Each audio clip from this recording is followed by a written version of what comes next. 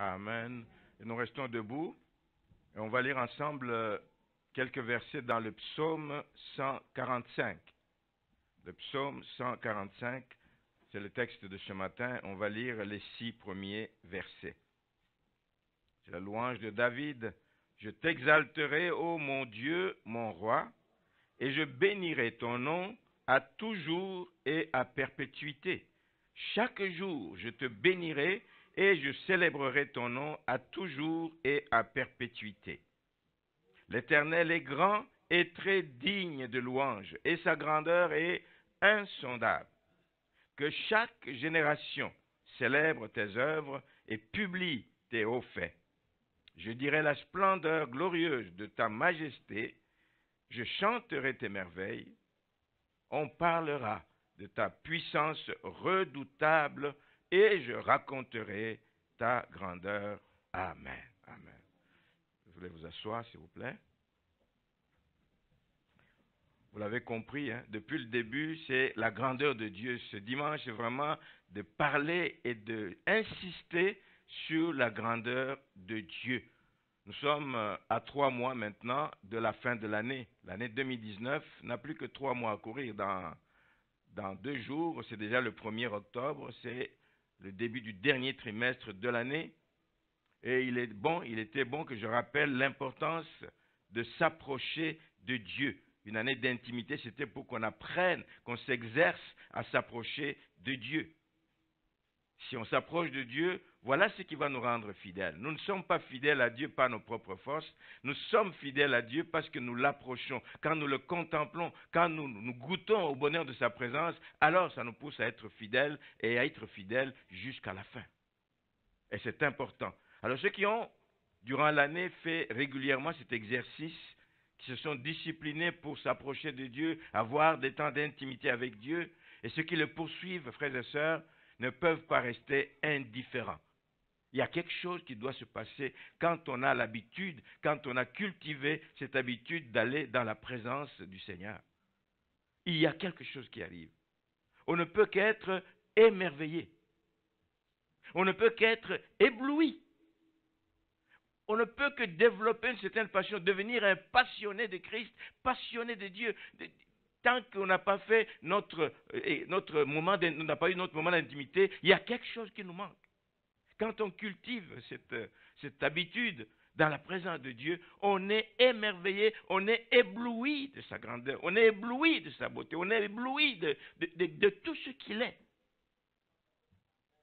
On est fasciné par Dieu.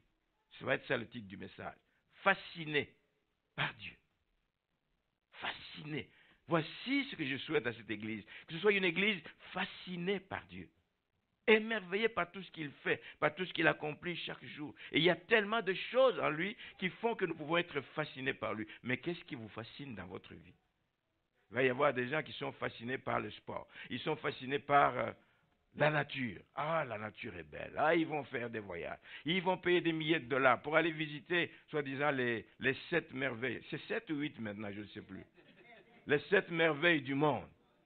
Ils vont payer des fortunes pour aller. Mais il y a une merveille que nous pouvons trouver dans la présence de Dieu. En fait, on dépense tout, on veut aller voir ce qu'on appelle, les gens ont fabriqué les merveilles du monde, mais on oublie celui qui est le créateur de ces merveilles. Voici celui qui doit nous fasciner d'abord et avant tout. Fascinés par Dieu. Nous devons être fascinés. D'autres vont être fascinés par de belles autos, de belles maisons. Waouh! Ils vont acheter des catalogues, ils vont regarder à gauche, à droite, fascinés par... Mais ils ont oublié qui est le donateur de ces choses. Dieu doit être l'objet de notre fascination de chaque jour et de chaque instant. Et je vais vous donner quelques raisons. Nous devons être fascinés quand nous réalisons quelle est sa puissance. La Bible nous dit que sa puissance dépasse tout entendement. Tout entendement. Cherchez-moi, montrez-moi, dites-moi qui est puissant comme Dieu. Il n'y en a pas. Nous devons être fascinés par sa puissance, parce qu'il est capable de faire, parce qu'il a montré qu'il est capable de faire. Nous devons être fascinés par sa bonté. La Bible nous dit qu'il la renouvelle pour nous chaque matin. Il est bon pour les bons, il est bon pour les mauvais, parce qu'il leur donne le soleil. Amen. Il fait lever le soleil pour tous, il est bon. La bonté de Dieu doit nous fasciner. C'était un homme, il mettrait que le soleil brille pour certains, pas pour d'autres. Lui, il ne me sert pas, le soleil il ne l'aura pas. Non, il est bon. C'est sa nature. Ça doit nous fasciner. Comment ça va vous fasciner si jamais vous ne cherchez pas à le connaître? Amen. Fasciné par sa bonté qui renouvelle chaque matin. Fasciné par sa majesté. Il est d'une grandeur inimaginable. Fasciné par sa miséricorde. La Bible dit qu'elle dure à toujours. Effectivement, depuis le début de nos parents jusqu'à ce jour, Dieu reste miséricordieux. La Bible dit qu'il est lent à la colère et riche en bonté. Amen. Riche en bonté. Nous devons être fascinés tout simplement par les hauts faits de Dieu dont la Bible regorge. Et pour être fasciné par ça, il faut aimer la Bible. Il faut aller lire la Bible.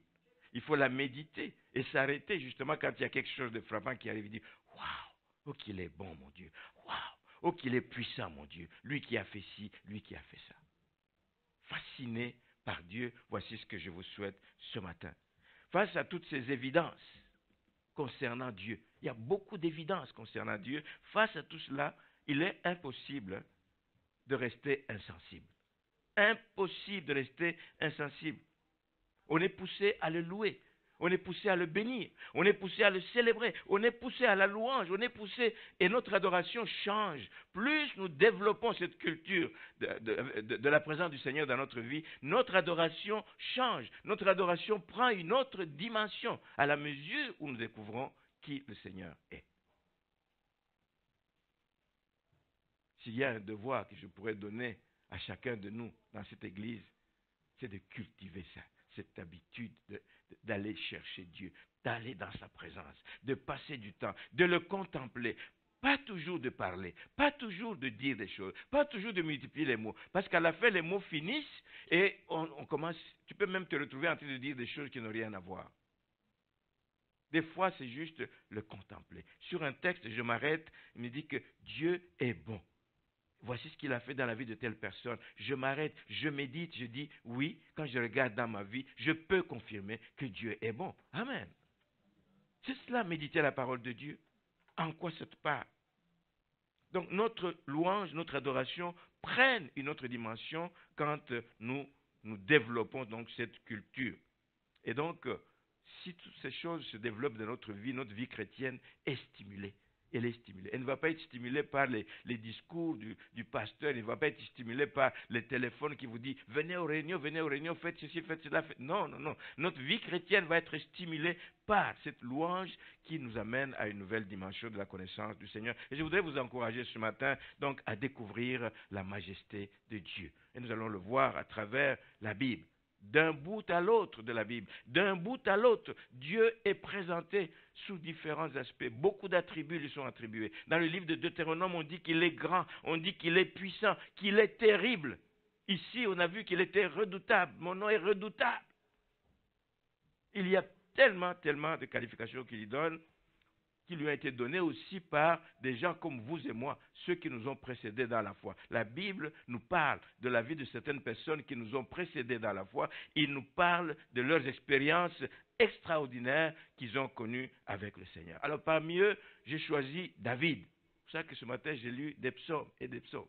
David est un des plus grands chantres des merveilles de Dieu. Un des plus grands chantres de la puissance de Dieu.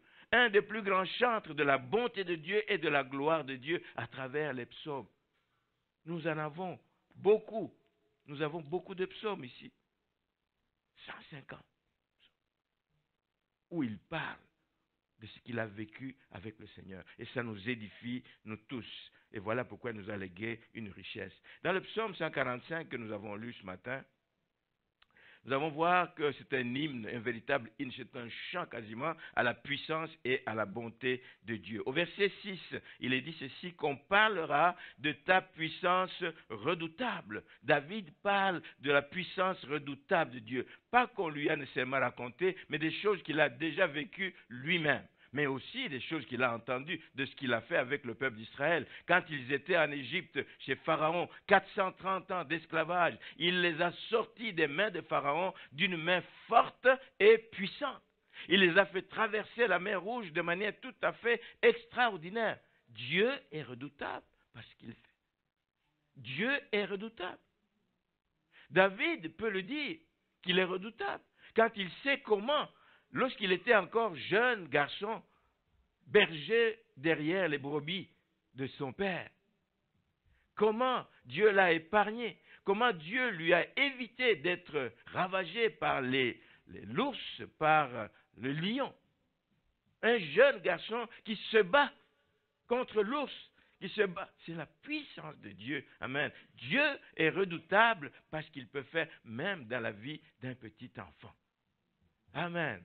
Dieu est redoutable.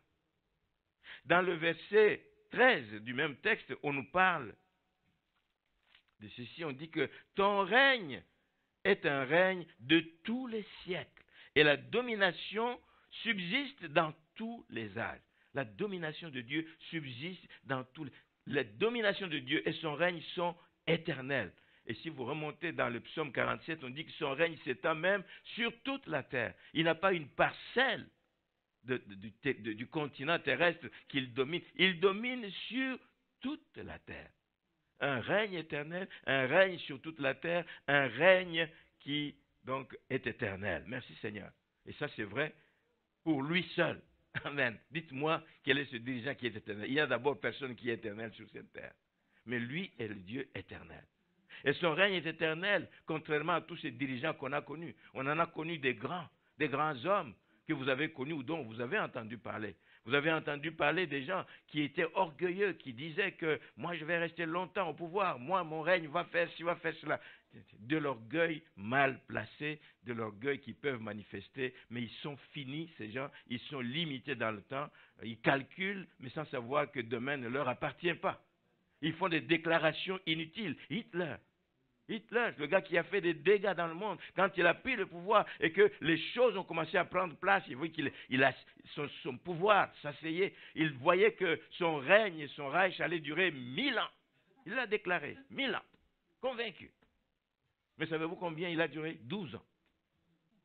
12 ans. Et quand tout a périclité sous ses yeux, il s'est suicidé en se tirant une balle dans la bouche et en demandant qu'on l'incinère pour qu'on ne prenne pas son corps et qu'on ne puisse pas en faire ce qu'on veut. Un grand qui a bougé le monde, qui a créé de la misère partout, qui a fait du trouble partout. Mais il a fini comme n'importe qui peut finir.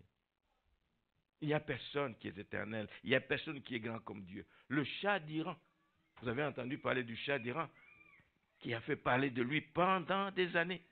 Mais c'est quelqu'un qui est mort dans l'exil, pensez-vous. Imaginez ça. Il est mort dans l'exil, fuyant son pays parce qu'il était poursuivi, pourchassé. Il est mort seul. Tous les grands du monde qui allaient chercher secours, lui, il avait beaucoup d'argent avec le pétrole et tout, mais personne ne pouvait aller là-bas parce que c'était mal vu, c'était un dictateur et tout le monde est décrié. Personne n'est allé là-bas, juste quelques personnes en Égypte, loin de son pays, qui étaient là à ses funérailles. Il y a un président en Afrique, j'en passe aussi, Nicolas Ceausescu, en Roumanie. Un dictateur hors pair qui a fait souffrir les Roumains pendant des années. Il est mort exécuté. Exécuté. Malgré tout le faste dans lequel il vivait, ça ne l'a pas empêché d'être exécuté. Il n'y a pas un qui puisse avoir un règne comme celui de notre Dieu. Amen. Au verset 14, on nous dit, l'Éternel soutient tous ceux qui tombent et il redresse tous ceux qui sont courbés. Waouh! C'est bon. Ça peut t'arriver de tomber. Le poids des problèmes peut t'amener à être courbé. Tu ne sais plus relever la tête tellement tu portes des problèmes. Mais il est là comme ton soutien. Amen. Tu peux compter sur lui. Tu peux l'appeler au secours. Amen. Son présence, son secours ne fait jamais défaut. Quand tu tombes, quand tu es courbé, quand tu es dans la détresse, son secours. Nous avons tellement chanté des chants qui nous disent qu'il est notre paix. C'est de lui que nous vient une joie qui ne dépend pas des circonstances. Tu es dans la joie alors que tu vis des choses difficiles dans ta vie, mais tu gardes la joie parce que Dieu te soutient pendant ce temps.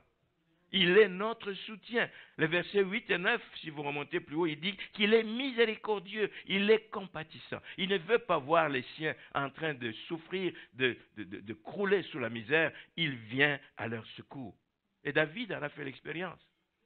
Tout roi qu'il était, quand il est allé commettre le péché avec Bathsheba, quand il a même tué le mari de Bathsheba, Uri, Dieu a été compatissant envers lui. Aussitôt qu'il s'est repenti, aussitôt qu'il a reconnu sa faute, Dieu ne l'a pas rejeté. Dieu l'a continué à l'aimer. Quel que soit, mon frère, ma soeur, quelle que soit la nature de ton problème, quelle que soit la nature de la situation que tu vis, que tu traverses, où tu te dis, voici ça va m'emporter. Non. Compte sur Dieu. Amen. Il est tout puissant. Il est capable de te restaurer. Il est capable de te remettre sur pied si tu te confies à lui, si tu te repens. Alléluia. Merci Seigneur. Versets 18 et 19. L'Éternel est près de tous ceux qui l'invoquent. Il n'est jamais loin. Nous crions, oui, mais il entend, il écoute. On peut croire qu'il y a une grande distance, mais peu importe l'endroit du globe où tu te trouves, tu cries, il entend. Moi, j'aime dire même qu'il écoute, parce qu'entendre ce que tu peux entendre sans vouloir faire attention. Mais lui, il écoute parce qu'il porte attention à ce que tu veux lui dire. Dieu veut savoir ce que tu as. Dieu veut savoir ce qui te pèse. Dieu veut savoir ce que tu vis de difficile. Parle-lui, parle-lui. Amen. Il est près de tous ceux qui l'invoquent, avec sincérité. La Bible nous dit aussi qu'il accomplit les désirs de ceux qui le craignent, il entend leurs cris et il les sauve.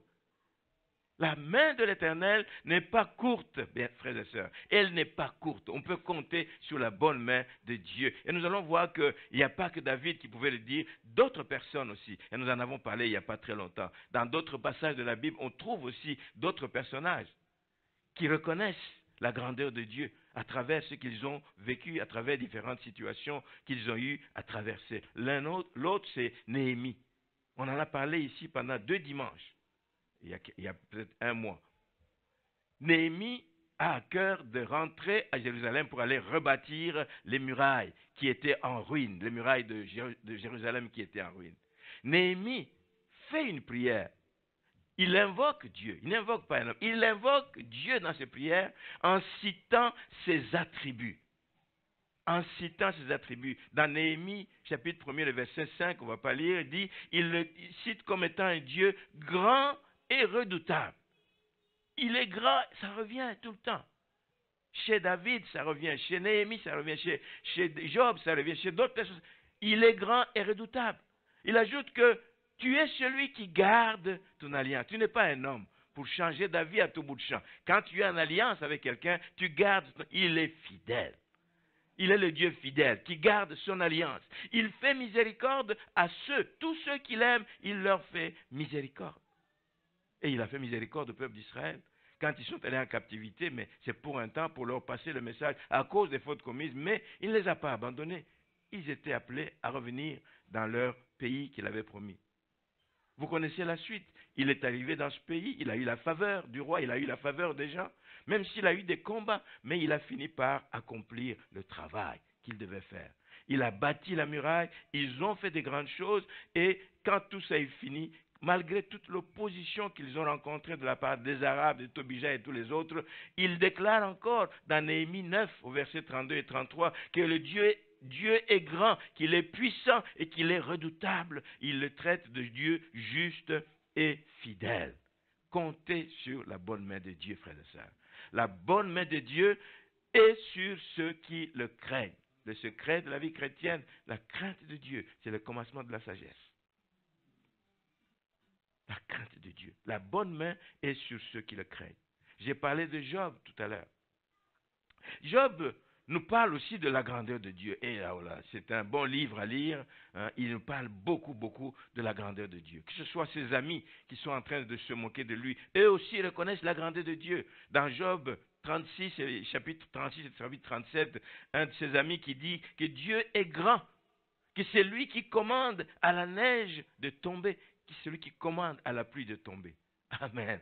Et nous allons voir comment Dieu réellement est celui qui est aux commandes de toutes les forces de la nature. Les tonnerres, les autres, obéissent à sa volonté. Contrairement à ce qu'on peut imaginer, des changements d'ici, changements de ça, mais tout est sous contrôle. Ça n'échappe pas au contrôle de Dieu. Amen. Ça n'échappe pas au contrôle de Dieu. Il est grand, celui qui commande à la neige et à la pluie de tomber. Job lui-même, dans le chapitre 38, au verset 22, il dit que Dieu tient en réserve. Il a des quantités, un amas de neige qu'il tient en réserve. Il a un dépôt de grêle. Ouh. Un dépôt de grêle. Il y a une place où Dieu garde ces choses. Ici, on le dit, c'est pour les temps de détresse, les temps de guerre, les temps de bataille. Dieu se sert des forces de la nature. Amen. Lorsqu'il doit défendre son peuple. Nous l'avons vu dans le livre des Juges. Attaqué de partout par des chars, etc. Dieu a fait pleuvoir. Tous les chars neufs et tous les chars puissants ont été embourbés. Ils ne pouvaient plus avancer et le peuple de Dieu a été épargné. Dieu se sert des forces de la nature. Il est grand, il est redoutable. Au chapitre 39 de Job, il montre comment Dieu prend soin des animaux. Il dit comment ne prendrait-il pas soin de l'homme qui lui a été créé à son image. S'il prend autant de soins vis-à-vis des animaux, lisez le chapitre 39, vous allez voir. Comment ne prendrait-il pas soin? Qu'est-ce qui est difficile pour lui quand tu es malade de te guérir? Qu'est-ce qui est difficile pour lui quand tu es en manque de te donner? Qu'est-ce qui est difficile pour lui? Rien. Amen. Mais il fait sa volonté, sa souveraineté, parce qu'il a un plan. Il a un destin qu'il a tracé pour chacun de nous, et c'est lui qui veille à ce que ça se réalise selon donc sa volonté. Alors, il faut arrêter de penser, frères et sœurs, que votre destinée est cachée devant Dieu. Des fois, on a cette impression. Parce que les problèmes s'accumulent. Les problèmes s'accumulent. S'ajoutent l'un après l'autre. Il est en contrôle de toute situation. Même si, je le dis, parfois on a l'impression qu'il est loin de nous. Parfois on a l'impression contraire que Dieu ne s'occupe pas de nous. Ce n'est qu'une impression. Mais Dieu est en contrôle. Parce qu'il n'y a rien qui va t'arriver que lui ne sache et que lui n'ait permis que ça t'arrive. C'est extraordinaire.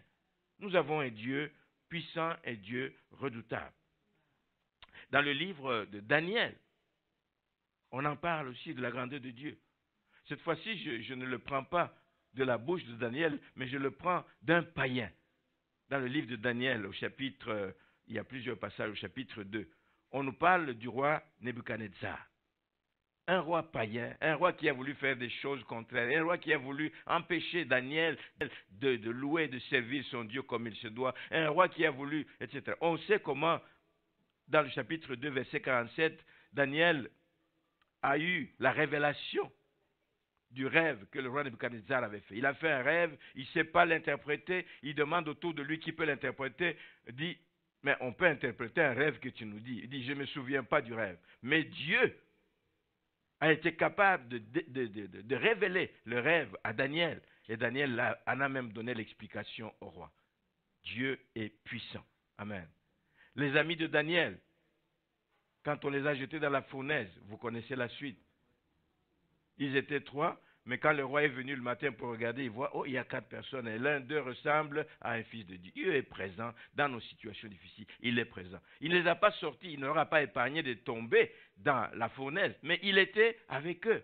Même quand nous sommes dans la vallée de l'ombre de la mort, je serai avec toi. Ne crains rien, ne crains rien. Nous avons un Dieu puissant. Dans le livre de Daniel, toujours au chapitre 4,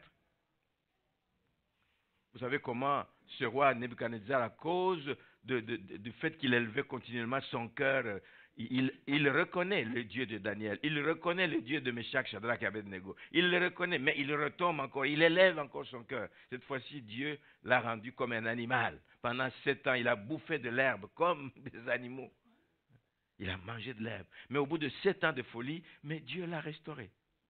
Dieu est capable de toutes ces choses. Je ne sais pas pour vous ce que vous vivez.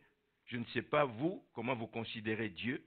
Mais je pense que pour être honnête et à la lumière de tous ces exemples qui viennent d'être donnés ici, à la lumière de tous, je vous invite, frères et sœurs, à changer d'avis et à commencer à compter sur Dieu, à lui faire confiance, quelle que soit la gravité de ce qui vous arrive.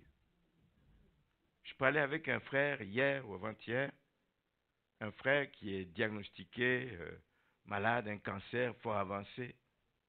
Les unités de mesure qu'on lui donne, ça crève les plafonds, c'est tout. Et le médecin arrive à la conclusion pour dire, à la lumière de ce que je vois, c'est 1 an de vie. 1 an de vie. Nous avons prié, sans savoir, nous avons prié vendredi pour la personne ici. Et samedi matin, je reçois un texto de la même personne qui ne me dit pas qu'il est guéri, mais qui me dit que les choses ont pris complètement le taux contraire. C'est que le taux qui était à 102 est tombé du coup de 102 à 32, de 32 à 10 en 1 mois de traitement. Et les médecins disent, monsieur, ce n'est pas 1 an, mais c'est plusieurs années. Encore une fois, c'est des pronostics des médecins, mais toujours est-il, ça montre comment Dieu est capable de renverser la situation dans certaines circonstances dans la vie des personnes. Faire confiance à Dieu. Faire confiance à Dieu. C'est peut-être difficile, mais je vous encourage vraiment à faire cet exercice. Et je vais vous parler, j'ai parlé des cas qu'il y a dans la Bible, mais j'aimerais vous parler des cas qui sont plus près de nous, qui sont actuels, qui sont de notre génération. Je vais vous parler de 2 cas, de 2 témoignages puissants. L'un s'est passé donc en 97 et ça s'est passé en Afrique du Sud. L'autre a eu lieu en 2006. Ce n'est pas tiré de la Bible, mais c'est de l'histoire récente des gens qui vivent encore aujourd'hui, mais qui témoignent de ce que Dieu a fait. Et ça ne laisse personne indifférent, frères et sœurs. Ça nous montre encore la grandeur de Dieu. J'aime le témoignage. Ça montre que Dieu n'est pas le Dieu de la Bible seulement, mais Dieu est le Dieu du présent. Il agit et s'il l'a fait dans la vie d'un autre, il peut le faire également dans ta vie.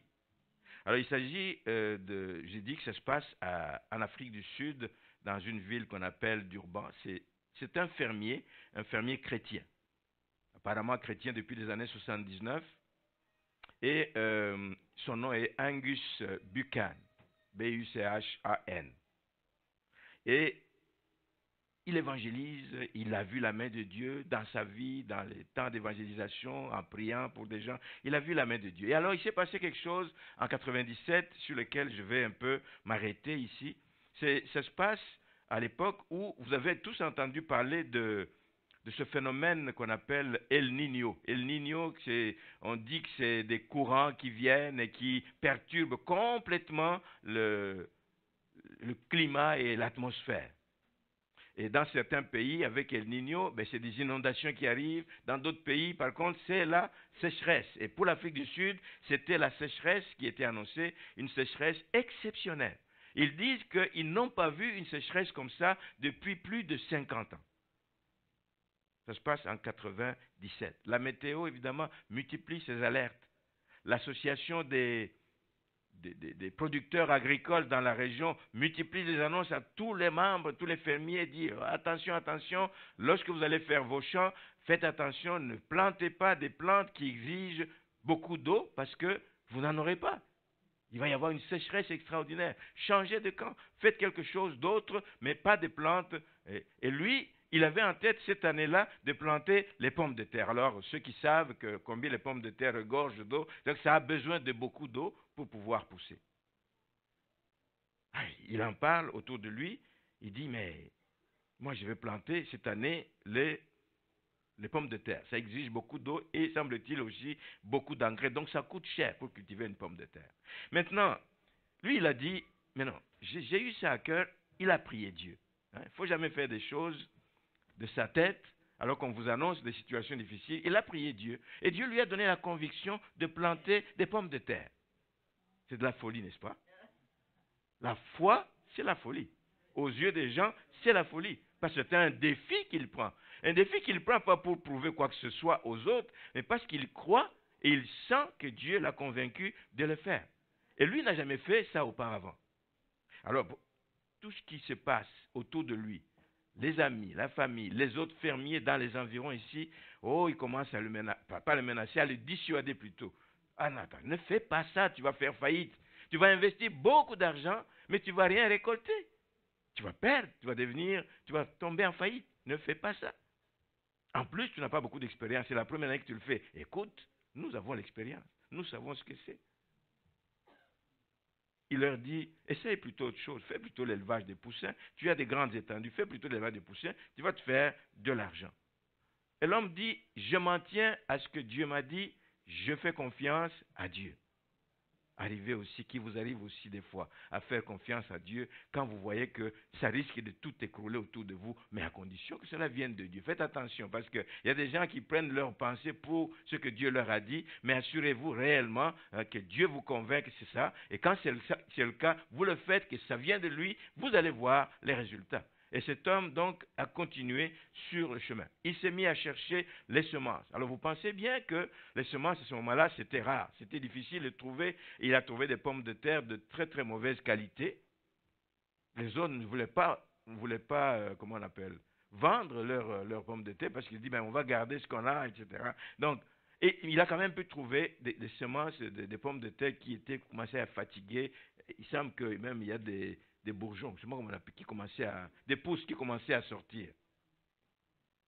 Ben, il a pu avoir 6 camions pleins de pommes de terre parce qu'il avait beaucoup d'espace à cultiver, 10 hectares à cultiver.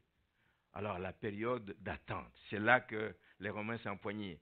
Il a planté, maintenant il faut voir, est-ce que ça va pousser et ça ne va pas pousser. Lui, il fait foi, ça va pousser. Il fait foi, ça va pousser. Il regarde, il ne voit pas de pluie, il dit, ouh. L'ennemi commence à travailler. Vous savez? L'ennemi commence à travailler. Voilà. T'avais dit là. On t'avait dit. Ah, et du coup, il voit un peu de pluie. Il dit, ah, merci Seigneur. Et puis, il passe encore un temps sans pluie. Il dit, oh, tout est en péril. L'ennemi travaille. Puis il dit, bah, je vais aller chercher, il n'était pas équipé pour, je vais aller chercher quelques tuyaux pour arroser, etc. Mais 10 hectares, imaginez. Hein? Il ne pouvait pas arroser 10 hectares. Donc, il essaie de le faire sur une petite portion de sa terre. Et au moment où il commence à arroser, il pleut. Dieu le confond. Dieu le confond. Faites confiance. Même quand tout semble contraire à ce que vous attendiez, faites confiance à Dieu. Il est confondu. Dieu lui parle et lui montre et il a demandé pardon à Dieu pour son incrédulité. Et je vais faire court. Il arrive maintenant le moment de la récolte. Le moment de la récolte. Qu'est-ce qu'il y a sous terre? Qu'est-ce qui va sortir sous terre? Des petits bouts comme ça? Qu'est-ce qui va sortir? Imaginez que les experts sont venus voir, parce que c'est sûr, c'est une expérience unique. Et tous les gens disaient, on va voir. On lui avait dit, on va voir. Les experts sont venus, ils sont venus voir. Ils disent, mais c'est incroyable. Une récolte exceptionnelle. Exceptionnelle. Semble-t-il que c'est les meilleures pommes de terre de la région qu'on n'a jamais eues. Lui, évidemment, il s'est frotté les mains, il dit, yes, Lord, merci Seigneur pour ce que tu as fait. Et évidemment, il a vendu sa production. Vous connaissez la loi de l'offre et de la demande, hein? Comme il était quasiment le seul à pouvoir fournir, c'est des prix qui ont monté. Il a fait, pas faillite, mais il a fait fortune à travers cela. Amen. Voici ce que Dieu est capable de faire à ceux qui se confient en lui, à ceux qui s'attendent à lui. Est-ce que ça vous donne le goût de vous confier au Seigneur? Amen. Amen. Et ça a parlé de lui. Et ça a été pour lui une occasion. Dieu ne fait pas des choses comme ça pour gonfler la tête de quelqu'un. Dieu fait des choses comme ça pour que sa gloire éclate. Pour que cet homme ait eu une occasion en or de parler de plus belle du Seigneur. Il parlait à ses voisins, il parlait à tout le monde. Il était invité partout pour parler. Il était déjà évangéliste, alors imaginez le nombre de sollicitations. Pas seulement en Afrique du Sud, mais à travers le monde, il a parlé de tout cela. Amen. Il parlait pour dire que nous servons un Dieu vivant.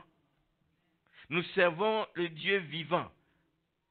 Il disait que nous croyons en un Dieu, le Dieu de l'impossible.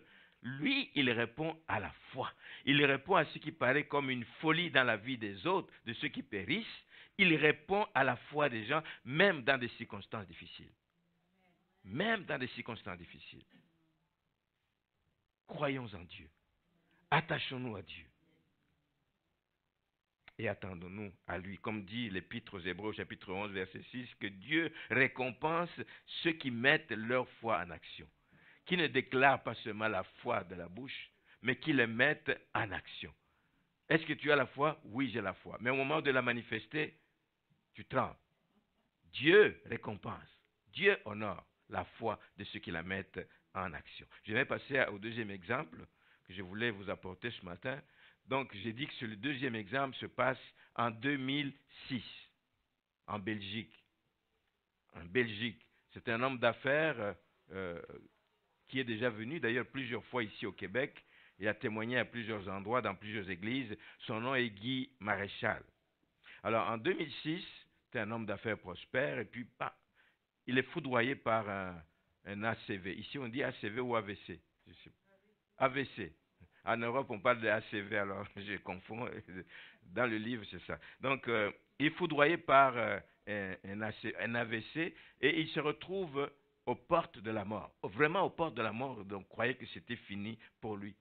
Ça l'a entraîné, je vais raccourcir l'affaire, ça l'a entraîné à 51 jours de coma.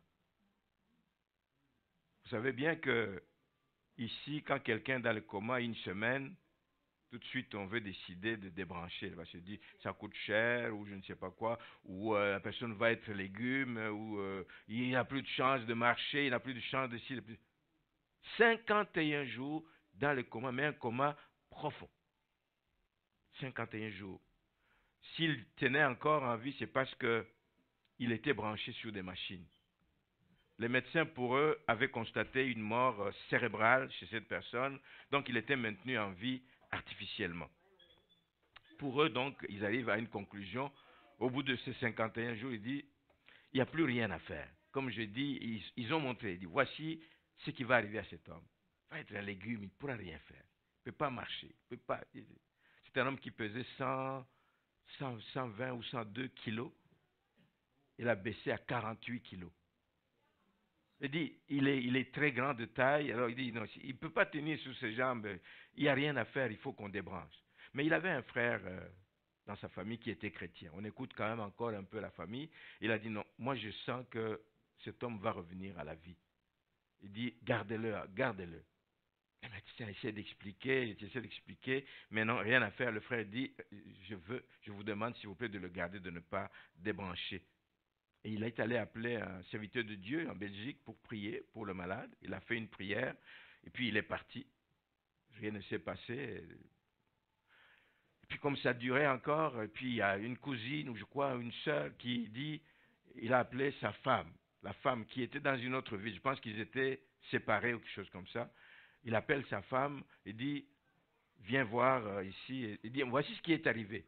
On dit, voici ce qui est arrivé, il est dans le coma depuis longtemps, etc. Alors, nous croyons que peut-être, si tu pouvais lui parler, on va mettre le téléphone sur son oreille, ses oreilles, et puis tu vas parler à distance. La femme, elle dit, mais c'est quoi, parler à quelqu'un qui est dans le coma, que ça...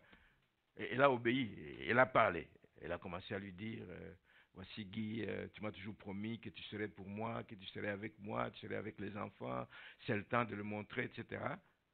Et la personne qui est présente dans la chambre d'hôpital s'aperçoit que les larmes coulent. Oh! Et crie, et dit à la femme, ah, je ne sais pas ce qui se passe, qu'est-ce que tu lui as dit? Parce que les larmes commencent à couler. Et il appelle les médecins, et les médecins prennent tout de suite la décision, ils disent non, l'homme est encore en vie. Ils prennent la décision de ne plus débrancher la personne. Mais qu'est-ce que faire? Il n'y a plus de traitement à faire, il n'y a plus rien à faire qu'à attendre. Attendre, mais à la fin ils disent, oh non, ça va coûter cher, etc., etc. Mais ils n'ont pas débranché. Puis un jour, sans que rien de particulier ne se passe, un jour, les médecins sont en train de faire des examens de routine habituels, prendre le pouls, prendre ci, prendre ça. Ils sont assis sur son lit, ils sont peut-être en train de discuter entre eux, et il ouvre les yeux. Comme ça. Il ouvre les yeux et il commence à parler. Et il dit, ah, mais arrêtez de dire que je vais mourir, arrêtez. Il commence à leur parler. Arrêtez. Il leur dit, il reconnaît même qu'il y avait un médecin noir, on dit de couleur, mais un médecin noir qui était là. Il dit, oui, comment vous avez fait pour avoir votre permis pour exercer comme médecin? Il parle, donc les médecins disent, oh, il y a quelque chose là. Ça remet en question tout ce qu'ils ont appris, ça remet en question tout leur savoir, et ils refont les examens. Ils disent, bon, okay, on va voir maintenant. Qu'est-ce qu'ils ont constaté après ça? Ils sont allés faire le scan au niveau de la tête. Et là, ils ont trouvé ce qu'ils appellent des cavernomes. C'est des petites cavités qui sont pleines de sang. C'est des vaisseaux à un moment donné qui se regroupent et qui forment des petites cavités dans le cerveau pleines de sang. Mais quand ça éclate, c'est l'hémorragie. Et habituellement, on dit qu'il faut 2 ou 3 cavernomes pour qu'une personne en vie soit en danger. Parce que si ça éclate, c'est la mort certaine. Mais lui, il en avait combien? Une quarantaine. Après qu'il se soit réveillé. Mais là, on ne lui dit rien. On dit à son fils, on dit, écoute, il n'y a pas de chance. 40 cavernomes, ce n'est pas possible. 2, 3 déjà, les gens sont à risque, mais 40, il n'y a pas de chance. Il va certainement mourir, il faut qu'on débranche, etc., etc. Donc, et le diagnostic de 40 cavernomes, etc. Mais encore une fois, 2, 3, je ne sais pas combien de jours sont passés sans aucun traitement. Encore une fois, les médecins reviennent pour faire des examens, ils constatent qu'il n'y a plus de traces. Il n'y a plus de traces. Vous savez, Dieu a guéri beaucoup de gens, mais il y a des situations parfois qui font réfléchir. Et dans le document, justement, qui relate, il a monté un document qui circule, un livre qu'il a écrit aussi pour relater ce fait, et il a fait appel aux médecins. Parce qu'il y a beaucoup de témoignages que les gens donnent. Dieu m'a guéri de ceci, mais parfois il n'y a pas de preuves médicales qui prouvent que c'était ça. Mais là, c'est détaillé. Il y a un dossier, je ne sais pas de combien de pages, 50 pages de documents qui donnent tous les examens qui ont été faits depuis qu'il est arrivé jusqu'au dernier moment qu'il a quitté l'hôpital, qui prouvent que, médicalement parlant, cet homme ne pouvait pas. Et il était entre de bonnes mains, entre des médecins, des sommités dans le domaine. Et là, ils ont dit, malgré eux, comme je l'ai dit, Nebuchadnezzar a reconnu malgré lui que Dieu est un Dieu puissant et redoutable. Les médecins l'ont reconnu, mais ils ne veulent pas sortir le mot de sa bouche, de leur bouche. Ils disent, ça relève, moi je l'ai entendu dans le DVD, ça relève de ce qu'on appelle miracle. Il ne veut pas dire que c'est un miracle, mais il reconnaît que ça sort de l'ordinaire, ça sort de ce qu'on n'a jamais vu ça, de tout ce qu'on a étudié, donc ça ne cadre pas du tout avec cela. La leçon de tout cela, pour ne pas m'attarder là-dessus, c'est que Dieu fait ce qu'il veut, comme il veut, quand il veut, avec qui il veut le faire. Cet homme ici n'était pas un grand chrétien pour dire que je ne veux pas le perdre. Non. Je vous ai parlé tout à l'heure qu'il s'était séparé de sa femme. Et je pense même que c'était à 2 fois qu'il s'était séparé. Dieu fait ce qu'il veut, avec qui il veut, comme il veut. Mais aujourd'hui, cet homme est un instrument entre les mains de Dieu. Il voyage à travers le monde pour donner son témoignage. Un témoignage avec des preuves à l'appui, avec ce DVD où on est allé poser des questions aux médecins, les gens qui font des exercices pour la musculation après, quand quelqu'un est resté longtemps alité, comment on les appelle, physio, je ne sais pas, en tout cas. Ils sont allés, il dit, oui, quand il est venu, voici comment il était, aucune chance qu'il marche, aujourd'hui il marche. Les médecins ont dit, 3 médecins ont donné leur témoignage et comment Dieu est intervenu, et c'est écrit, c'est enregistré quelque part, et c'est pour donner gloire. Dieu fait ce qu'il veut, quand il veut, avec qui il veut, comme il le veut, parce qu'il veut manifester sa puissance. Faisons-lui simplement confiance. Le fera-t-il avec vous comme il l'a fait avec Guy Maréchal? Je n'en sais rien. Ça se peut. Alors, il faut simplement lui faire confiance dans ce que vous vivez. Amen. Et je vais terminer avec ceci. C'est qu'en tenant compte de ce que la Bible dit, si nous nous fions à ces 2 miracles de 97 en Afrique du Sud et de Belgique en 2006, on réalise réellement que Dieu est redoutable dans ce qu'il est capable d'accomplir. Il n'y a pas de doute à cela. Il n'y a pas de doute à cela. On réalise que Dieu est grand, omnipotent, omniscient, omniprésent. On réalise que nous devons le louer. Comment ne pas louer un tel Dieu à la lumière de tout ce que nous entendons? Comment ne pas s'attacher à lui? Où allez-vous chercher refuge, réconfort? Où allez-vous chercher secours, sinon à celui qui peut tout, celui qui a tout entre ses mains? Comment ne pas s'attacher à lui? Comment ne pas dépendre de ce Dieu-là, frères et sœurs? Comment? Comment ne pas réaliser sa grandeur? Ou alors comment en douter? Comment pouvez-vous douter de sa grandeur? Ce n'est pas parce qu'il n'est pas intervenu dans ta situation que ça lui enlève quoi que ce soit. Il fait ce qu'il veut, comme il veut, quand il veut, avec qui il veut. Il est souverain. Nous devons nous soumettre à sa souveraineté. Comment ne pas réaliser? Comment douter de sa grandeur? Comment ne pas être fasciné? Comment ne pas être émerveillé par sa puissance? Comment ne pas être motivé à s'engager résolument, à le servir, à l'aimer, à être son témoin, à être son ambassadeur? Moi, je suis fier d'être l'ambassadeur de Christ, frères et sœurs. Vous, êtes-vous fiers d'être l'ambassadeur de Christ? Amen. Nous avons des choses à dire. Nous avons des choses à témoigner autour de ceux qui ne le connaissent pas. Nous avons plein de choses à dire. Prenons cette résolution, que nous soyons motivés dans tout ce que nous faisons pour que l'évangile atteigne ceux qui ne connaissent pas le Seigneur. Voilà ce que je vous souhaite. Et je voudrais qu'on chante un chant. Un chant qui n'est pas juste un chant, mais qui est une déclaration. Nous le déclarons et que nous reconnaissons que Dieu est infiniment grand. Vous connaissez le chant? Chantez-le. Vous ne le connaissez pas? Chantez-le, parce qu'on va vous mettre les paroles. Amen. Et c'est une belle mélodie. Je suis sûr que beaucoup de gens connaissent ce chant. Amen. Soyez bénis abondamment et que le Seigneur nous fasse du bien.